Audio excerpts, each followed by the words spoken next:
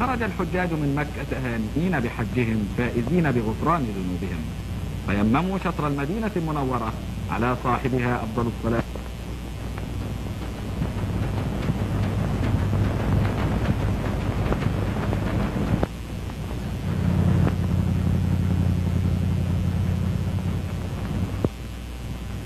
المدينة المنورة مدينة الجهاد في سبيل الله ومثوى الحبيب المحبوب وآل بيته والصحابة المقربين والشهداء والصديقين. باب العنبرية أحد الأبواب الخارجية للمدينة المنورة. مسجد السلطان عبد الحميد بالمدينة المنورة. قبر سيدنا حمزة بن عبد المطلب رضي الله عنه عم الرسول عليه السلام وأخيه في الرضاعة. جبل أحد الذي قامت في موقعة أحد سنة 3 هجرية واستشهد فيها سيدنا الحمزة.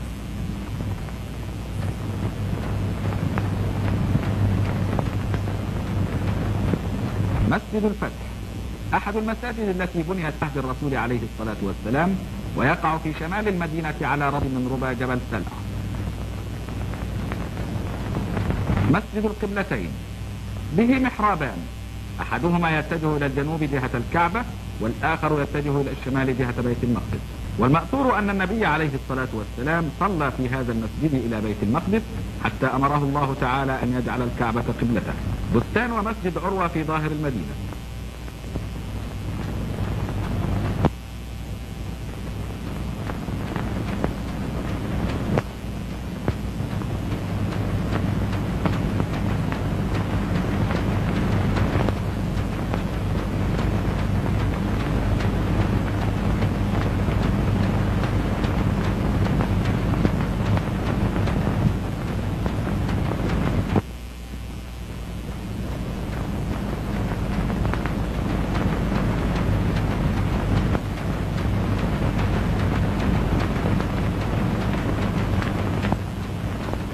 مسجد الغمامة ويسمى أيضا مسجد المصلى، ذلك بأن النبي عليه الصلاة والسلام كان يصلي العيدين في موضعه.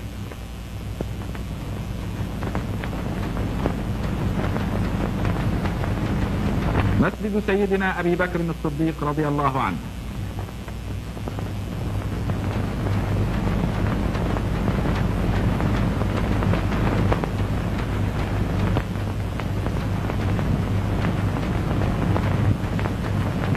عين الزرقاء عين مأثورة يرتوي منها أهل المدينة المنورة.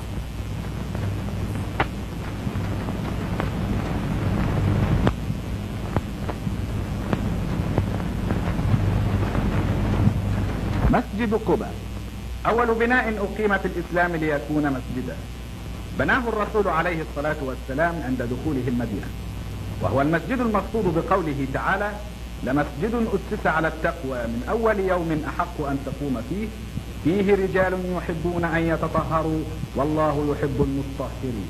مبرك الناقة بمسجد قباء المكان الذي بركت فيه ناقة الرسول عليه الصلاة والسلام عند آخر مرحلة من مراحل الهجرة إلى المدينة المنورة. محراب مسجد قباء، ويوجد في نهاية جداره محراب آخر يقال له طاقة الكشف.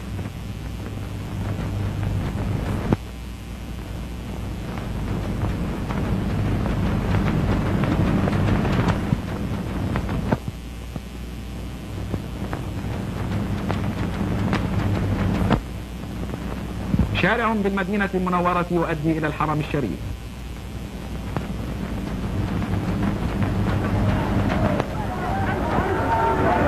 سوق بالمدينة المنورة قبل قدوم الحجاج.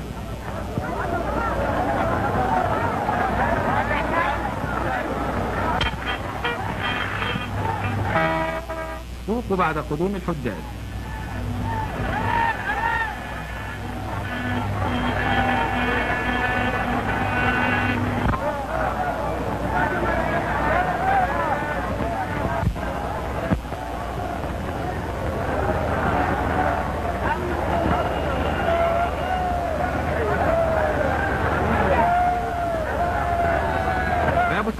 أحد أبواب الحرم النبوي الشريف.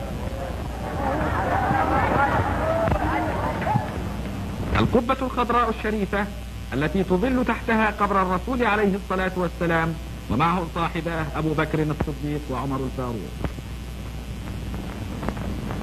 السلام عليك أيها النبي ورحمة الله وبركاته. أشهد أن لا إله إلا الله وأشهد أنك محمد عبده ورسوله. بلغت الرسالة وأديت الأمانة ونصحت الأمة وجاهدت في الله حق جهاده حتى اختارك لجواره. جزاك الله عن المسلمين خير جزاء. صلى الله